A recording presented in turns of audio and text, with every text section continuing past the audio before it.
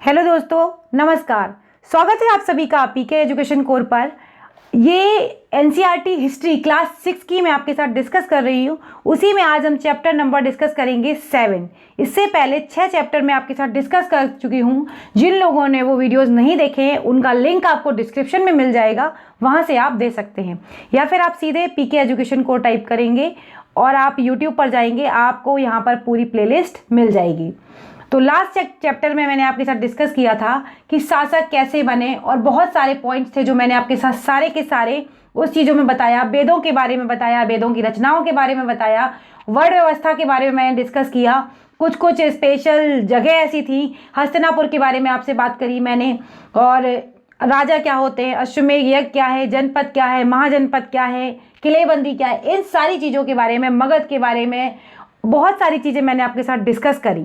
आज हम देखेंगे यहाँ पर नए प्रश्न, नए विचार। यहाँ पर क्या है, एक नए धर्म का एक तरीके से उदय होना दिखाई देने लगता है। अब इसमें क्या है, सबसे पहले इस धर्म के बारे में थोड़ा सा जान लेते हैं। ये एग्जाम के लिए भी काफ़ी इंपॉर्टेंट है और बहुत बार पूछे जाते हैं क्वेश्चन।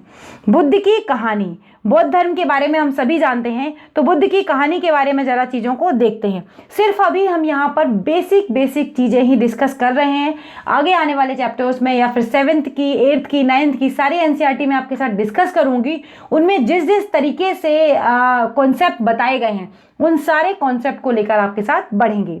तो बौद्ध धर्म के संस्थापक सिद्धार्थ थे। पहला पॉइंट क्या है, बौद्ध धर्म के संस्थापक कौन थे? सिद्धार्थ थे, जिन्हें गौतम के नाम से भी जाना जाता है। इनका जन्म जो था लगभग 2500 वर्ष पहले हुआ था। कब हुआ था? 2500 वर्ष पहले हुआ था। यह वह समय था जब लोगों के जीवन में तेजी से परिवर्तन आ रहे थे। जैसे कि मैंने आपको बताया था, वेदों की रचना हुई, फिर वेद किस तरीके से लोग कर्मकांड करने लगे, अनुष्ठान करने लगे, यज्ञ करने लगे, जमीनी तरीके से खेती करने लगे, राजा एक दूसरे से लड़कर अपनी क्षेत्रों पर कब्जा करने लगे। तो बहुत सारे परिवर्तन मानव के जीवन में आना शुरू हो रहे थे। तो जो जीवन में परिवर्तन आए, जैसा कि मैंने आपको बताया लास्ट लेक्चर में मैं आपको बता चुकी हूँ, महाजनपद थे, कुछ राजा शक्तिशाली बन गए, उन क्षेत्रों को उन्होंने कवर कर लिया ताकि और जो राजा है उन पर आक्रमण वगैरह ना कर सकें। फिर इसके बाद क्या है, गांव के जीवन में भी बदलाव आ रहा था। बहुत से विचारक इन परिवर्तनों को समझने का प्रयास कर रहे थे। वे जीवन के सच्चे अर्थ को भी जानना चाहते थे। जो बुद्धिजीवी थे वो बहुत सारी चीजों को और भी जानना चाहते थे। अब आता है बुद्ध क्या थे। बुद्ध क्षत्रिय थे, शाक्य नामक एक छोटे से गढ़ से संबंधित थे। ये पूछा जाता है एग्जाम में कई बार। तो एक छोटे से गढ़ से संबंधित थे। युवावस्था में इनको एक मतलब लगा कि हमें ज्ञान की खोज करनी चाहिए। उन्होंने देखा कि सुख सारे बेकार हैं, ये कभी ना कभी जाकर खत्म होते ही हैं। तो उन्होंने घर के जितने भी सुख थे उन सभी को छोड़ दिया और कई वर्षों तक वो क्या करते रहे, सिर्फ भ्रमण ही करते रहे। मतलब उन्होंने पूरा घूम के चीज़ों को समझा और जाना। उसके बाद वो क्या करते, अन्य विचारकों से मिलकर उन सभी के बारे में चर्चा करते रहे। अतः जो लास्ट में उन्हें ज्ञान प्राप्त हुआ, उसके लिए उन्होंने स्वयं का रास्ता ढूंढने का निश्चय लिया। इसलिए उन्होंने बोध गया, जिस कहाँ पर है, बिहार में है, में एक पीपल के पेड़ के नीचे कई दिनों तक तपस्या की और अंततः उन्हें क्या हुआ, ज्ञान प्राप्त हो गया। इसके बाद वे बुद्ध के रूप में जाने लगे। उससे पहले वो बुद्ध के रूप में नहीं जाने चाहते थे। क्या था, उसके बाद जब इन्हें ज्ञान प्राप्त हो गया तो ये बुद्ध के रूप में जाने लगे। यहाँ से वे वाराणसी के निकट स्थित सारनाथ गए, जहां उन्होंने पहली बार उपदेश दिया। पूछा जाता है एग्जाम में, सारनाथ कहाँ है। फिर कई बार यह भी पूछा जाता है कि पहली बार बुद्ध ने अपना उपदेश कहाँ दिया था। तो आपको क्या पता होना चाहिए, सारनाथ में इन्होंने अपना उपदेश दिया था। कुशीनारा में मृत्यु से पहले का शेष जीवन उन्होंने पैदल ही एक स्थान से दूसरे स्थान की यात्रा करने और लोगों को शिक्षा देने में व्यतीत किया था। तो आपको यहाँ से बहुत सारे पॉइंट पता चले कि कब उन्होंने ज्ञान प्राप्त किया, कहाँ पर ज्ञान प्राप्त किया। बोध गया में, पीपल वृक्ष के नीचे और वाराणसी के निकट सारनाथ में इन्होंने पहली बार अपना उपदेश दिया। फिर इसमें है सारनाथ स्तूप के बारे में, अगर आप देखेंगे, अभी आपको इमेज दिखा देंगे, इस इमारत को स्तूप के नाम से जाना जाता है। यहीं पर बुद्ध ने अपना सर्वप्रथम उपदेश दिया था। इसी घटना की स्मृति में क्या किया गया, यहाँ पर स्तूप का निर्माण कराया गया है।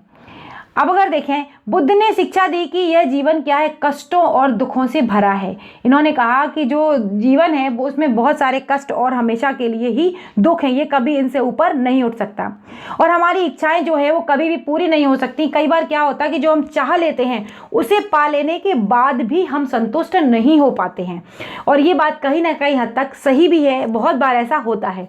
तो बुद्ध ने उस समय पर जो थे, उन्होंने इस चीज़ को समझा कि कई बार हम चीज़ें पा लेने के बावजूद भी हम खुश नहीं रह पाते हैं और अधिक वस्तुओं की पाने की इच्छा और करने लगते हैं। फिर हमें लगता कि हमें और कुछ चीज़ें मिल जाए, तो मतलब लालसा जिसे कहा जाए, तृष्णा, जो इच्छाएं हैं वो लगातार क्या होती हैं, बढ़ती ही चली जाती हैं। ऐसा नहीं है कि आपने कोई चीज़ का टारगेट किया और वो आपको मिल गई तो आपकी इच्छाएं जो क्या हैं और बढ़ने लगती हैं। इसको इन्होंने कह दिया कि भाई ये तृष्णा है, मतलब ये लालसा है किसी तरीके की।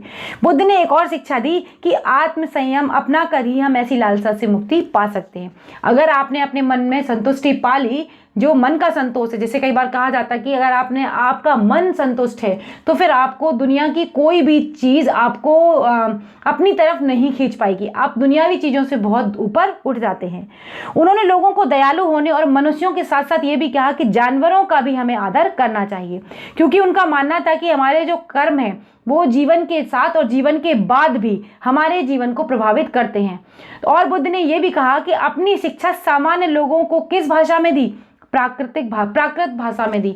बहुत बार पूछा जाता है, इंपॉर्टेंट क्वेश्चन है कि प्राकृत भाषा में इन्होंने अपने उपदेश दिए और अपनी शिक्षा को इन्होंने दिया, ताकि लोग जो थे वो सामान्य लोग भी उनके संदेश को समझ सकें। बुद्ध ने यह भी कहा कि लोग किसी शिक्षा को केवल इसीलिए स्वीकार नहीं करें कि उनका उपदेश है, बल्कि वे अपने विवेक से भी उस चीज़ को नापें। ये बात उन्होंने बहुत ही अच्छी कही बुद्ध जी ने कि भाई ऐसा नहीं कि जो मैंने कह दिया या मेरा उपदेश दिया हुआ है सिर्फ इसको एज इट इज़ अपना लीजिए, अपने माइंड का भी प्रयोग करिए, उन चीज़ों को समझिए क्या ये चीज़ें सही हैं या फिर क्या गलत है। ये देखिए, ये स्तूप है जो सारनाथ में है, यहीं पर पहली बार उन्होंने अपना उपदेश दिया था। अब देखते हैं, एक कहानी इन्होंने इस तरीके से बताई कि किस तरीके से एक महिला होती है किसा गौतमी, वो क्या होता है, उसका जो बच्चा होता है वो मर जाता है। मरने के बाद वो सब जगह भटकती है, कोई मेरे बच्चे को जीवित कर दो, कोई मेरे बच्चे को जीवित कर दो, और लास्ट में वो पहुंचती है बुद्ध के पास। बुद्ध के पास पहुंचती है तो बुद्ध से कहती है कि मेरे बच्चे को जीवित कर दो। तो वह कहते ठीक है, मैं तुम्हारे बच्चे को जीवित कर दूंगा, लेकिन मेरी एक शर्त है कि तुम जाकर मुझे एक मुट्ठी सरसों के बीज लाकर दे दो, मैं तुम्हारे पुत्र को जीवित कर दूंगा। और वो जाने लगती है। जैसे ही वो जाने लगती तो वो कहते रुको, लेकिन ऐसे घर से लाना जिस घर में कभी भी किसी की मृत्यु ना हुई हो। तो ऐसा क्या कोई घर हो सकता है? वो जो किसा गौतमी थी वो वहीं पर रुक जाती है और देखती है कि किसी ना किसी के घर में परिवार का कोई ना कोई सदस्य मरा हुआ होता है। तो इस तरीके से उन्होंने शिक्षा दी कि ये जीवन और मरण का चक्र है, ये हर किसी के साथ होता रहता है। उपनिषद देखें क्या है। उपनिषद के बारे में अगर आप जानें, उपनिषद से भी क्वेश्चंस पूछे जाते हैं। जिस समय बुद्ध उपदेश दे रहे थे उसी समय थोड़ा पहले अगर देखा जाए तो अन्य चिंतक भी क्या कर रहे थे, कई कठिन प्रश्न थे, उनका आंसर ढूंढने की कोशिश कर रहे थे। वे उस चीज में लगे हुए थे क्या कि मृत्यु के बाद भी कुछ बदलाव होते हैं, मृत्यु के बाद भी कुछ क्या होता है उसके बारे में वो जानना चाहते थे। तो उपनिषद में इस तरीके की बातें ही करी गई और इसी के बारे में बताया गया कि विश्व में कुछ तो ऐसा है जो स्थायी है और जो मृत्यु के बाद भी बचा रहता है। उन्होंने इसका वर्णन आत्मा और ब्रह्म अथवा सार्वभौम आत्मा के रूप में किया है। वे मानते थे कि अंततः आत्मा और ब्रह्म एक ही है, मतलब जो आत्मा है और ब्रह्म क्या है वो एक ही है। ऐसा किसमें कहा गया? उपनिषद में ऐसा कहा गया है। ऐसे कई विचारकों का संकलन उपनिषदों में हुआ है। उपनिषद क्या है? उत्तर वैदिक ग्रंथों का एक हिस्सा थे ये। उपनिषद का शाब्दिक अर्थ जो होता है वो होता है गुरु के समीप बैठना और उनकी बातचीत करना और उन चीज़ों से उन चीज़ों को समझना और वार्तालाप करना। इसके बारे में उपनिषदों में कहा गया है। इसमें एक कहानी बताई गई कि एक तरीके कुछ बताया गया कि दो लोग हैं आपस में बात करते हैं और वो कहते हैं, एक भिखारी होता है और एक ऋषि होता है। तो भिखारी ऋषि से कहता है कि मुझे कुछ खाने के लिए दे दो, तो वो मना कर देते हैं। फिर वो कहते हैं कि आप मानते हैं कि आत्मा ही अजर अमर है और ब्रह्म ही आत्मा है, तो फिर क्यों, मैं भी तो किसी तरीके की एक आत्मा हूँ। तो फिर वो उसकी बात समझ जाते हैं और उसके लिए खाने को देते हैं। इस तरीके की बातें इसमें बताई गई थी। इन चर्चाओं में भाग लेने वाले अधिकांश पुरुष ब्राह्मण तथा राजा थे। कभी कभी गार्गी जैसी स्त्री विचारकों का भी उल्लेख मिलता है। कई बार एग्जाम में पूछा गया है कि जो हमारे उपनिषद है उसमें गार्गी किसको बोला गया है, तो आपको पता होना चाहिए गार्गी किसको, महिलाओं को बोला गया है। विद्वता के लिए प्रसिद्ध गार्गी राज दरबारों में होने वाले वाद विवाद में भाग लिया करती थी। निर्धन व्यक्ति इस तरह के वाद विवाद में बहुत ही कम हिस्सा लेते थे। इस तरह का प्रसिद्ध अपवाद सत्यकाम जावाल का है। किसका है? सत्यकाम जावाल का है। सत्यकाम जावाल का नाम उसकी दासी माँ के नाम पर पड़ा। सत्यकाम के मन में सत्य जानने की इच्छा बहुत ज़्यादा थी। गौतम नामक एक ब्राह्मण ने उन्हें अपने विद्यार्थी के रूप में स्वीकार कर लिया था तथा उसने अपने समय के सबसे अधिक प्रसिद्ध विचारकों में एक बन गया था। वो क्या बन गया था? सर्वाधिक प्रसिद्ध विचारकों में से एक बन गए थे। उपनिषदों ने कई विचारकों का विकासवाद में प्रसिद्ध विचारक शंकराचार्य के द्वारा किया गया है, जिनके बारे में हम क्या नेक्स्ट क्लास में या नेक्स्ट उसमें देखेंगे। अब ये आपको पता ही है कि व्याकरण की खोज या व्याकरणविद कौन थे? पाणिनि थे। संस्कृत के बहुत बड़े विद्वान थे। इन्होंने ही, पाणिनि ने संस्कृत भाषा के व्याकरण की रचना की थी। कई बार एग्जाम में पूछा जाता है। जैन धर्म से संबंधित कुछ चीज़ों को देखते हैं। जैन धर्म में क्या है? जैन धर्म इसी युग में, लगभग जब बौद्ध धर्म और जैन धर्म का प्रचार साथ साथ ही हुआ था, इस युग में अर्थात लगभग 2500 वर्ष पहले जैन धर्म में सर्वाधिक महत्वपूर्ण विचारक वर्धमान महावीर ने भी अपने विचारों का प्रचार प्रसार किया। ये कहाँ के थे? ये बज्जी संघ के लक्ष्मी कुल के एक क्षत्रिय राजकुमार थे। कौन थे? बज्जी कुल संघ के जो संघ है उसमें लिच्छवी कुल के एक क्षत्रिय राजकुमार थे। और इस संघ के विषय में हमने कुछ थोड़ा सा बज्जी के बारे में मैंने आपको बताया था, तो बज्जी के बारे में हमने पढ़ा था। अब अगर देखें इस संघ के विषय में हम पढ़ चुके हैं और 30 वर्ष की आयु में इन्होंने क्या किया था? अपना घर छोड़ दिया था। जैन धर्म के जो प्रचार प्रसार किया महावीर स्वामी ने, इन्होंने भी अपने घर को 30 वर्ष की आयु में छोड़ दिया और जंगलों में जाकर ये रहने लगे थे। 12 वर्ष तक उन्होंने कठिन और एकाकी जीवन व्यतीत किया। उसके बाद इन्हें क्या हुआ? ज्ञान प्राप्त हुआ। उनकी शिक्षा बहुत ही सरल थी। सत्य जानने की इच्छा रखने वाले थे ये। प्रत्येक स्त्री व पुरुष को अपना घर छोड़ देना चाहिए, उनका ऐसा मानना था। उन्हें अहिंसा के नियमों का कड़ाई से पालन करना चाहिए, अर्थात किसी भी जीव को कष्ट नहीं देना चाहिए और ना ही उनकी हत्या करना चाहिए। आज भी अगर आप जैन धर्म को देखेंगे ये चीज़ बहुत मानी जाती है। जैन धर्म में कहा जाता है कि वो लोग सूर्यास्त होने से पहले खाना खा लेते हैं और किसी भी जीव को कष्ट नहीं पहुँचाना करते हैं। किसी के लिए जीवन प्रिय है, सभी के लिए क्या है? जीवन अपना प्रिय है। महावीर ने अपनी शिक्षा में इन्होंने भी क्या करा? प्राकृत में ही दी है। और बौद्ध ने, 2 सिमिलरिटीज आपको मिली, उन्होंने भी प्राकृत भाषा में दी और इन्होंने भी प्राकृत में ही दी। यही कारण है कि साधारण जन भी उनके तथा उनके अनुयायियों की शिक्षा को समझ पाए। भाषा जितनी सरल होगी, जिस क्षेत्र में रहने वाले लोगों के लिए आप कोई किताब लिखें, आप कोई व्याख्यान दें या कोई आप स्पीच देते हैं, तो क्या है? भाषा अगर सरल होगी तो आसानी से और जो रहने वाले लोग होंगे वहाँ के उसे समझ पाएंगे। देश के अलग अलग हिस्सों में प्राकृत के अलग अलग रूप प्रचलित थे। प्रचलन क्षेत्र में अगर बात करी जाए तो आधार पर अलग अलग नाम थे। जैसे कि मगध में बोली जाने वाली प्राकृत मगधी कहलाती थी। क्या कहलाती थी? प्राकृत मगधी। जैन नाम से जाने गए महावीर के अनुयायियों को भोजन के लिए भिक्षा मांगना, सादा जीवन बिताना होता था। जो इनके जैन धर्म के अनुयायी थे, इनका क्या था? जैन धर्म के लिए कि सादा जीवन बिताओ और भिक्षा मांगकर अपने जीवन को बिताओ या अपनी आवश्यकताओं को पूरा करो। उन्हें पूरी तरह से ईमानदार होना पड़ता था। चोरी ना करने की सख्त हिदायत दी गई थी। इसमें क्या है? चोरी ना करना, उन्हें ब्रह्मचर्य का पालन करना। ये पूछे जाते हैं। चोरी ना करना, ब्रह्मचर्य का पालन करना, पुरुषों को वस्त्रों सहित सब कुछ त्याग देना पड़ता था। ये जैन धर्म का है। आगे हम पढ़ेंगे जैन धर्म के 2 रूप, श्वेतांबर और दिगंबर के बारे में। ये सारी चीज़ें डिटेल में हम आगे चलकर डिस्कस करेंगे, जो एग्जाम में भी कई बार पूछी जाती हैं। अधिकांश व्यक्तियों के लिए ऐसे कड़े नियमों का पालन होता था।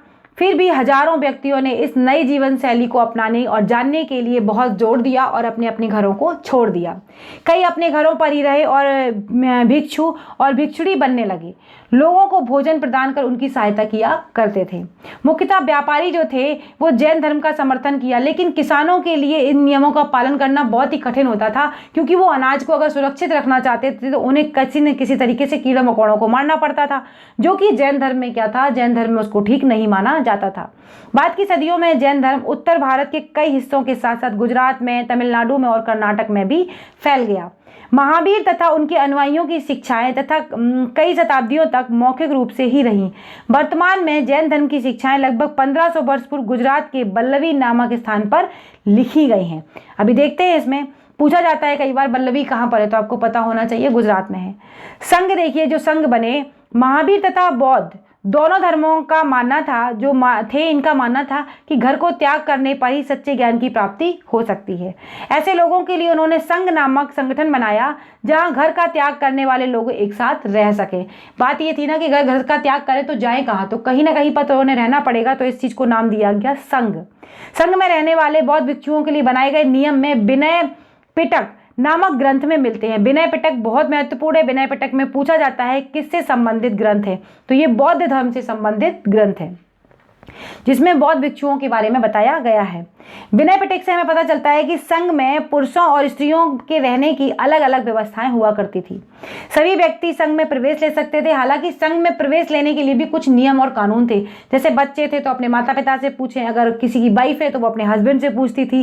दास जो थे उनको अपने स्वामी से पूछना पड़ता था, जो राजा के यहाँ काम करने वाले लोग थे। मतलब अपने से ऊपर जो भी उनके थे उनके लिए उन्हें परमिशन या इजाजत लेनी पड़ती थी। संघ में प्रवेश करने वाले स्त्री पुरुष बहुत ही सादा जीवन जीते थे। अपना अधिकांश समय वो क्या करते थे, ध्यान में लगाते थे, और एक निश्चित समय में वो शहरों में जाकर या गांव में जाकर अपने लिए भिक्षा मांगते थे और अपने जीवन को चलाते थे। यही कारण है कि उन्हें साधु भिखारी के लिए प्राकृत शब्द यहाँ पर प्रयोग किया गया है। आम लोगों को शिक्षा देते थे और दूसरों की सहायता भी किया करते थे। तो संघ में आपको ये चीजें समझ में आई कि क्या क्या चीजें थी। किसी तरह की आपसी लड़ाई का निपटारा करने के लिए वे प्रायः बैठकें भी किया करते थे। जब एक जगह पर ज्यादा लोग रहेंगे तो कई बार होगा कि कुछ ना कुछ वाद विवाद जरूर इस तरीके का रहा होगा। बाद में हम देखेंगे बाद के आने वाले चैप्टर्स में कि ये दोनों धर्म में भी बहुत सारी चीजें जिस तरीके से बनाए गए थे वो फॉलो नहीं हो पाई, और आगे चल के ये भी धर्म भी मतलब एक तरीके से अगर कहा जाए तो अलग तरीकों को फॉलो करने लगे। जो समाज के लिए जिस तरीके से इन्होंने अच्छे विचारों को लेकर बनाया था, बाद में वो सब धीमे धीमे खराब होने लगते हैं। संघ में प्रवेश लेने वाले ब्राह्मणों में क्षत्रिय, व्यापारी, मजदूर, नाई और गणिकाय तथा दास शामिल थे। इन लोगों ने बौद्ध की शिक्षाओं के विषय में लिखा। कुछ लोगों ने संघ में अपने जीवन और जो विषय थे वहाँ पर उनकी सुंदर कविताओं में रचना करी है। जब वो लोग वहाँ पर रहे तो फिर उस चीज़ के बारे में भी उन्होंने वहाँ पर बताया। अब अगर देखा जाए कि देखिए बिहार किसे कहते हैं, जरा समझ लेते हैं। पहाड़ियों को काट काट कर जैसे कहीं जाना होता था, अब कहाँ पर रहना है तो कहीं रहने के लिए जगह या जो स्थान बनाए जाते थे जहाँ पर ये लोग अपना ध्यान लगा सकें। तो जो भिक्षुणी थी या फिर जो भिखारी थे और जो साधु थे वो क्या करते थे, इनमें जाकर रहते थे। तो इन्हें क्या कहा जाता था, ये जो गुफाएं हैं, जैसे यह कार्ले की गुफा, एक बार एग्जाम में पूछा गया है IAS के एग्जाम में कि कार्ले की गुफाएं कहाँ पर स्थित हैं। तो कार्ले की गुफाएं महाराष्ट्र में स्थित हैं, और इनमें सबसे ज़्यादा महत्वपूर्ण बात है कि जो गुफाएं हैं ये पत्थरों को काट काट कर बनाई गई हैं और यहाँ पर लोग रहते थे। इसको बिहार नाम दिया गया है। अब देखते हैं कैसे। बिहार लिखा है, जैन तथा बौद्ध भिक्षु पूरे साल एक स्थान से दूसरे स्थान पर घूमते रहते थे, उपदेश देते थे। अब समय जो ऋतुएं हैं वो तो परिवर्तन में आएंगी, बारिश भी होगी, सर्दी भी पड़ेगी, गर्मियां भी होगी, तो उस समय पर इनका जीवन कठिन हो जाता था। इसलिए क्या करते थे, ऐसे अनुयायियों के लिए इनके द्वारा क्या हुआ, ऐसे समय में वे अपने अनुयायियों द्वारा उद्यानों में बनवाए गए अस्थायी निवासों में अथवा पहाड़ी क्षेत्रों में प्राकृतिक गुफाओं में रहते थे। जैसे जैसे समय बीतता गया फिर क्या हुआ, जो भिक्षुणी थी उन लोगों ने स्वयं तथा अपने समर्थकों ने एक स्थायी शरण स्थल थे उनकी आवश्यकता का अनुभव किया। तब कई शरण स्थल बनवाए गए जिन्हें बिहार कहा जाता है। पूछा जाता है कि चैत्य और बिहार में क्या फर्क है और चैत्य और बिहार क्या है। तो बिहार अगर आपको पता है कि बिहार रहने का स्थान है, चैत्य होते हैं पूजा स्थल। ये क्वेश्चन भी IAS में पूछा गया है। तो आरंभिक बिहार लकड़ी के बनाए जाते थे, बाद में इन्हें निर्माण में ईंटों का प्रयोग होने लगा। पश्चिमी भारत में विशेषकर कुछ बिहार पहाड़ियां खोदकर बनाए गए हैं। तो आपको पता चला ना किस तरीके से पहाड़ियों को खोदकर, देखिए ये पूरी पहाड़ी थी और नीचे इसको इस तरीके से खोदकर रहने के लिए जगह बना दी गई है। तो ऐसे काम यहाँ पर करे गए। प्रायः किसी धनी व्यापारी अथवा राजा भूस्वामी द्वारा दान में दी गई भूमि पर बिहार का निर्माण भी किया जाता था। अगर किसी ने दान में दी गई कोई भूमि है उस पर भी बिहार का निर्माण हो जाता था। बिहार का मतलब है ऐसे संघ में रहने वाले लोगों के लिए जगह निर्धारित करना कि यहाँ पर आप रह सकते हैं। स्थानीय व्यक्ति भिक्षु भिक्षुड़ियों के लिए भोजन करना, भोजन और वस्त्र दवाइयाँ लेकर आते थे। इसके बदले ये क्या करते थे, लोगों को शिक्षा देते थे। और आने वाली शताब्दियों में बौद्ध धर्म उपमहाद्वीप के विभिन्न हिस्सों में फैल चुका था। बौद्ध धर्म के बारे में और डिटेल में हम आगे जानेंगे। अब अगर देखा जाए यहाँ पर, ये देखिए आश्रम व्यवस्था को थोड़ा सा देख लेते हैं क्योंकि ये इंपॉर्टेंट है और एग्जाम में कई बार यहाँ से चीज़ें पूछ ली जाती हैं। जैन और बौद्ध धर्म जिस समय लोकप्रिय हो रहे थे, लगभग उसी समय ब्राह्मणों में आश्रम व्यवस्था का भी विकास किया। पूछा जाता है। तीनों चीज़ें देखिए सिमिलर हैं। ये जो क्या है इसमें, यह आश्रम शब्द का तात्पर्य लोगों द्वारा रहने तथा ध्यान करने के लिए प्रयोग में आने वाले स्थानों में नहीं, बल्कि इसका अर्थ है जीवन के एक चरण से। यहाँ पर कोई ध्यान वगैरह की बात नहीं करी जा रही, यहाँ जीवन के एक चरण से बात करी जा रही है। जैसे ब्रह्मचर्य, गृहस्थ, वानप्रस्थ तथा संन्यास नामक 4 आश्रमों की व्यवस्था की गई। ये काफ़ी इंपॉर्टेंट है, एग्जाम में पूछा जाता है कि आश्रम कौन कौन से हैं। तो आपको ब्रह्मचर्य, गृहस्थ, वानप्रस्थ और संन्यास नामक 4 आश्रमों की जो व्यवस्था की गई है। ब्रह्मचर्य के अंतर्गत ब्राह्मण, क्षत्रिय तथा वैश्य से अपेक्षा की जाती है कि वह चरण के दौरान सादा जीवन बिताकर वेदों का अध्ययन करेंगे। गृहस्थ में कहा जाता है कि गृहस्थ आश्रम के अंतर्गत उन्हें विवाह कर एक गृहस्थ रूप में रहना होता है। वानप्रस्थ के अंतर्गत उन्हें जंगल में रहकर साधना करनी होती है तथा उन्हें सब कुछ त्याग कर सन्यासी बन जाना होता है। आश्रम व्यवस्था ने लोगों को अपने जीवन का कुछ हिस्सा ध्यान में लगाने पर बल दिया कि जो आपके जीवन का हिस्सा उसमें कुछ हिस्सा आप ध्यान पर लगाएं। प्रायः स्त्रियों को वेद पढ़ने की अनुमति नहीं थी, उन्हें अपने पतियों द्वारा पालन किए जाने वाले आश्रमों का ही अनुसरण करना होता था। तो इस चैप्टर में हमने पूरा जाना जैन धर्म के बारे में, बौद्ध धर्म के बारे में, क्या क्या चीज़ें हैं। अभी और डिटेल में जानेंगे, ये बहुत शॉर्ट में था, बस बेसिक चीज़ें हैं। आपको समझ में आ गई कि बेसिक चीज़ें इसमें क्या क्या हैं। और क्लास 6 की एनसीईआरटी है, तो धीमे धीमे जब आप इन चैप्टर्स को और ज़्यादा पढ़ेंगे डिटेल में तो आपको आसानी से चीज़ें समझ में आएंगी। तो ये पूरा वीडियो था जो मैंने आपके साथ डिस्कस किया। क्लास अच्छी लगी हो तो प्लीज़ लाइक, शेयर, सब्सक्राइब करना बिल्कुल ना भूलें। अगले वीडियो में फिर मिलेंगे, तब तक के लिए बाय बाय दोस्तों, नमस्कार।